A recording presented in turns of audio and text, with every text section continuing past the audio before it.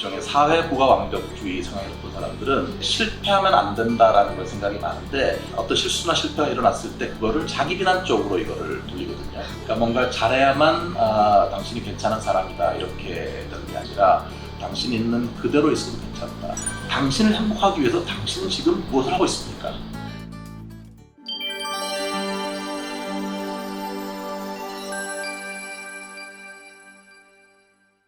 오늘은 이동기 교수님 모시고 완벽주의와 미루기에 대해서 말씀드려보려고 합니다. 교수님 안녕하세요. 네, 안녕하세요. 소개 네. 부탁드립니다. 네, 안녕하십니까.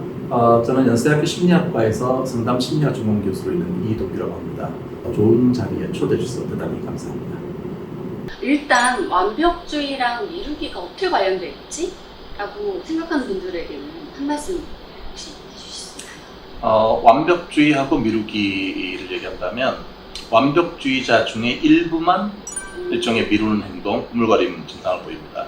주로 완벽주의자로 자라난 사람들, 자기는 별로 완벽주의자가 쉽지 않았는데 부모님에 의해서 또는 사회에 의해서 자기가 어쩔 수 없이 뭔가를 잘 해야만 한다라고 생각하는 사람들, 자기의 속마음하고 실제 자기 자신이 보이는, 겉으로 보이는 완벽주의 성향하고 이 두 개가 일치가 잘 안 되는 거거든요. 근데 그런 분들은 남몰래 이제 고민이 많고 막상 어떤 일을 시작할 때의 어려움을 많이 겪을 수가 있습니다.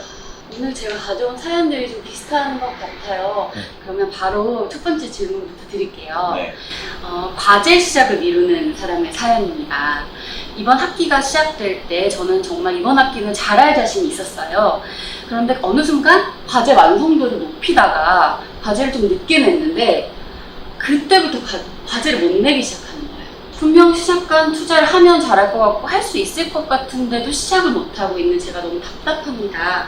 이런 사연이 있었습니다. 항상 이제 처음 시작은 되게 기분이 좋게 시작을 하잖아요. 야심차게 시작했던 어떤 거를 그렇게 일을 진행하다 보면 잘하고 싶다라는 생각이 많아요. 무리가 될 정도로 열심히 이제 더 잘하려고 했던 그 노력을 했는데 갑자기 그러다 보니까 이제 기한을 못 맞춘 거죠.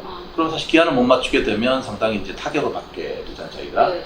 마치 우리가 이제 예를 들 때 이렇게 컵이 있잖아요. 이런 컵이 있으면 컵이 하얀색 물이 있어요. 네. 그런데 한 번 뭔가를 내가 기한을 못 맞추고 그러면 마치 검은 잉크가 이 컵에 딱 떨어진 거하고 똑같은 거거든요. 그때부터 컵이 깨끗했던 그 컵이 마치 이렇게 까맣게 변화되는 그거를 견뎌야 되는 거예요.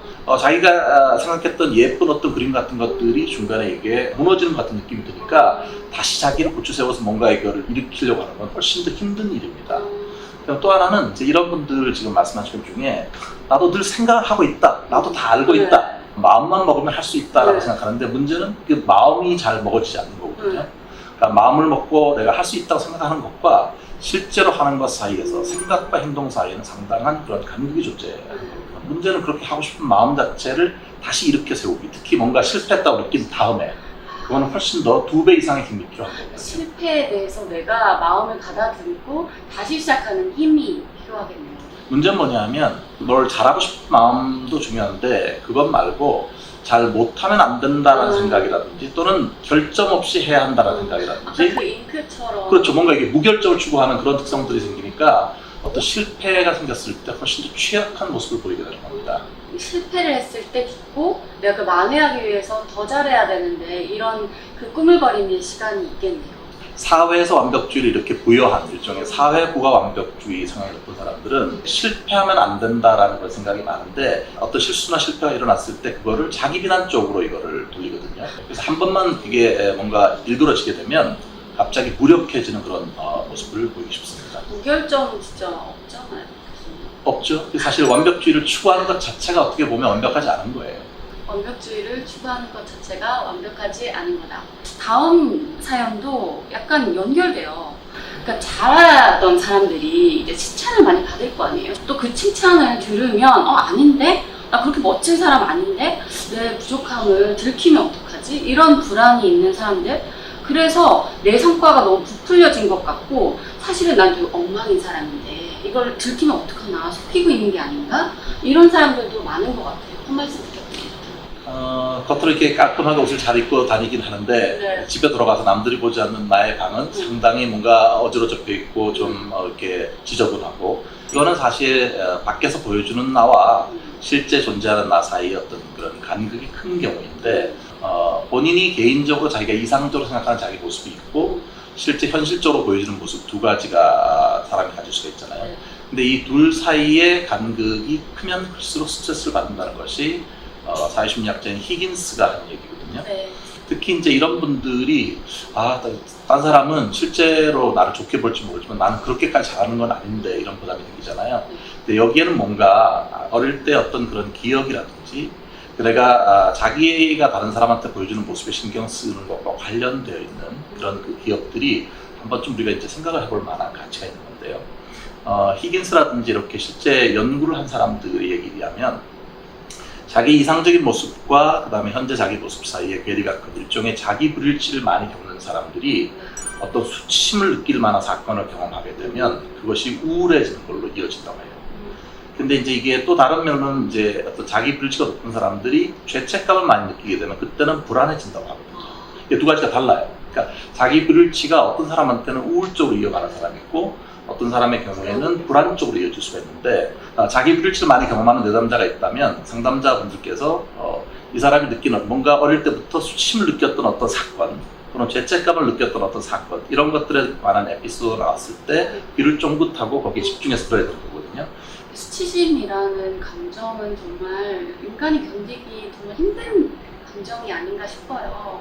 그래서 우리 상담자들이 같이 얘기하는 게 의미가 있을 것 같다는 생각이 들거든요. 그러니까 뭔가 잘해야만 당신이 괜찮은 사람이다 이렇게 되는 게 아니라 당신이 있는 그대로 있어도 괜찮다. 한 인간으로서 뭔가를 일부러 애써서 노력해서 잘 보이지 않아도 나 있는 그대로 모습대로 받아들여주는 그런 경험 자체가 하나의 새로운 치유적인 경험이 될 수가 있습니다. 그러니까 사람들은 자기가 가진 것 이상으로 보여줄 수는 없어요. 예를 들면 저는 이제 강의를 많이 하니까 강의를 했을 때 어떨 때는 강의가 정말 멋지게 강의가 끝났다 생각할 때 있거든요. 그러면 그런 생각이 들죠. 오늘 참 강의 멋졌어. 근데 나중에 강의 평가를 보니까 시원치 않은 거예요. 또 어떤 때는 왜 강의를 하다 보면 시간을 좀 못 맞출 때도 있고 뭔가 그날은 왠지 그 청중의 반응도 별로 이렇게 활발하지 않고 그러면 좀 돌아오는 길에 강의 좀 마음에 안 든다 이렇게 생각했잖아요. 그런데 어떤 사람이 개인적으로 이메일을 보내서 그 강의가 자기의 인생 강의였다 이렇게 얘기하는 경우가 있거든요. 제가 이제 어떻게 보이고 싶으냐 하는 거는 사실 저만의 관심이고 실제로 보고 싶은 거는 그 사람이 보고 싶은 대로 보는 것 같아요. 그거에 너무 많이 신경 쓸 필요는 없는 것 같습니다. 좀 칭찬에 대해서도 그 부담감이 무엇인지 좀 이해가 되고 수치심과 죄책감 중요한 말씀 해주셔서 조금 더 깊이 있게 지금 이해가 되고 있는 것 같아요. 공부 관련해서 이제 비슷한 질문들이 또 있었는데 시험이 이제 닥쳤어요. 그런데 머리 위로는 공부해야 돼 하면서도 실제로 책상에 앉으면 집중이 안 되는 거예요. 시작을 안 하는 거죠. 그래서 온갖 걱정이 들고 잡생각이 들고 이런 친구들이 많아요. 이렇게 불안하거든요.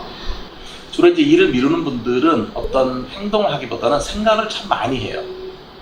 이 생각, 저 생각, 어떻게 하면 좀 더 공부를 잘할 수 있을까? 공부를 잘할 수 있을까에 대한 생각을 많이 하다가 실제 공부는 안 하게 되는 거죠. 그거를 하기 위해서 준비 기간이 너무 긴 거예요. 준비를. 그러니까 사실 어떤 준비 동작만 대단히 많고 실제로는 그 행동을 하지 않기 때문에 성과가 나타나지 않는데 근데 문제는 그거의 결과로서 자기 자신을 좀 더 어떻게 보면 비난하는 쪽으로 돌아오게 되면 결과적으로 자기한테 화살을 쏘니까 더 우울해질 수밖에 없는 거 아니겠어요? 특히 그리고 이제 생각이 이제 많이 돌면은 되게 그리고 좀 불안해진다고요.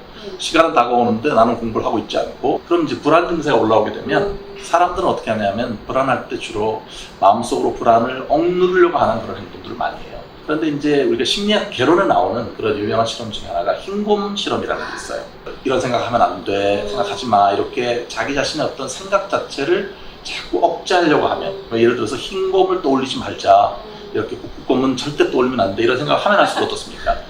사고를 억제하려고 하면 할수록 그 사고 자체가 다시 되살아나는 여러분이 특히 불편한 마음이나 특히 불안한 그런 생각이 많이 들 때 제가 제안드릴 수 있는 방법 중에 하나는 글쓰기를 하는 겁니다.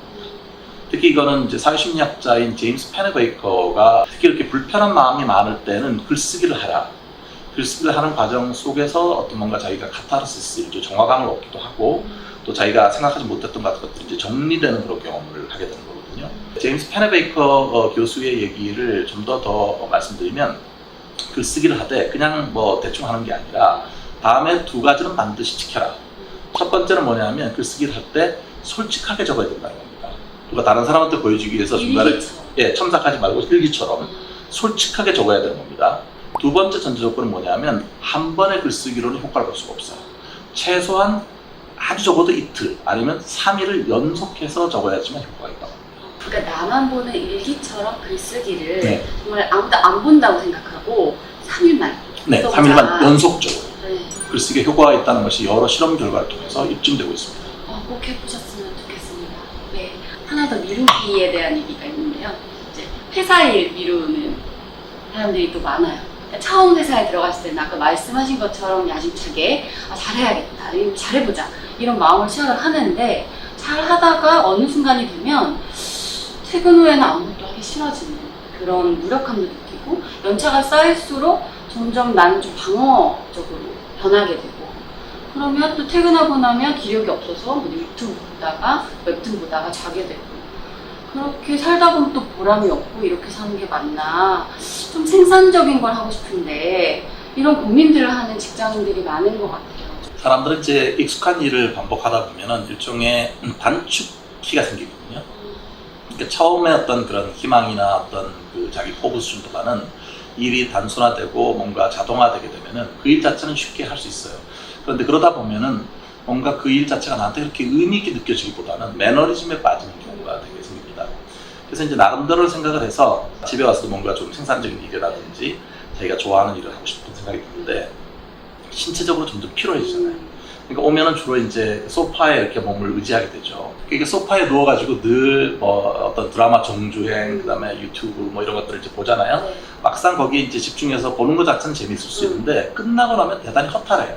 그러면 이게 내가 내 삶을 살아가는 것인지 아니면 그 시간이 나를 끌고 무기력한 나를 끌고 계속 쳇바퀴처럼 도는 것인지 모르는 상태가 될 수 있거든요.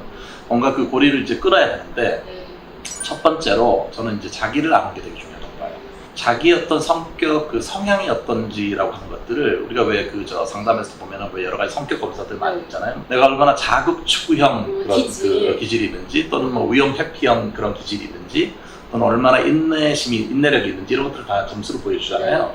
근데 만약에 이제 어떤 자기가 되게 자극추구형인 분들, 호기심이 많고 이런 분들이라면 반복된 어떤 그런 일들 같은 것들에 피로감을 특히 더 많이 느낄 수가 있는 거고 그 다음에 이제 이 일이 우리에게 주는 그 자체의 그 의미가 단지 돈을 버는 것만 있는 건 아니잖아요. 지금 내가 하고 있는 일이 나한테 어떤 의미가 있는지, 나를 성장시키게 되는 측면에서도 어떤 그런 그 부분이 존재하는지 이런 것들을 한번 검토할 필요가 있어요. 그 일을 통해서 나는 나한테 개인적으로 어떤 의미 있는, 도움이 되는 또는 성장할 수 있는 부분을 내가 지금 얻어갈 수 있는가. 불확실성이 높아진 시대에서 자기 진로를 개발하는 측면에서도 그걸 다시 한번 생각해 볼 필요가 있다고 보고 그 다음에 이제 저는 이제 자기가 되게 피곤할 때 이걸 어떻게 그 피로감이나 스트레스 이런 거를 잘 대처하는가. 혹시 어떤 걸 하세요? 혹시 저기 되게 스트레스 받고 저 피로하다. 요즘 네. 드럼을 칩니다. 드럼 치고 뭔가 그렇죠. 아니 이게 왜 중요하냐면 네. 하루는 24시간이에요. 네. 그런데 한 8시간 정도 주무신다고 생각을 하면 사실 우리는 인생의 3분의 1을 자는 겁니다. 그럼 남아있는 시간이 3분의 2이지만 그 중에도 우리가 생존을 하거나 돈을 벌기 위해서 또는 직장에 다니는 그 시간은 해야만 하는 일들인 거예요. 네. 오롯이 하루 중에서 나를 위해서 쓰는 시간이 뭐가 있는가. 만약에 근데 그게 없다면 별로 내가 왜 이렇게 행복하지 않지? 왜 이렇게 활력이 없지? 놀랍지 않은 일이잖아요. 맞아. 왜냐면 늘 해야만 하는 일만 하고 있으니까. 드럼이 됐던 뭔가 어떤 규칙적인 운동을 하든 또 어떤 다른 취미를 하든 자기가 원하는 그런 거를 몇 시간을 갖고 있는가. 이게 저는 중요한 질문인 것이 우리가 늘 해야만 하는 그런 찬물을 끈다고 행복해지는 건 아니에요. 행복하려면 뜨거운 물을 틀어야 되는 것이거든요. 당신의 행복을 위해서 당신은 지금 현재 어떤 뜨거운 그런 물을 트는 행동을 하고 있습니까? 이렇게 질문을 드리고 싶습니다. 실제로 제가 저 바둑을 좋아하는데요. 저는 일주일에 한 번은 기원을 가요. 그거를 어떤 집중해서 뭔가 이런 걸 할 때는 사실 다른 걸 많이 잊어버리거든요. 잊어버리고 또 하나는 이제 제가 그 버킷리스트 중에 하나가 아마추어 바둑 대회 선수로 한번 나가보는 거예요. 그러니까 하고 나서도 기분이 되게 채워진 것 같고 그렇죠. 좋은 느낌이 남는 어떤 시간. 네네. 어쨌든 초점은 당신을 행복하기 위해서 당신은 지금 무엇을 하고 있습니까?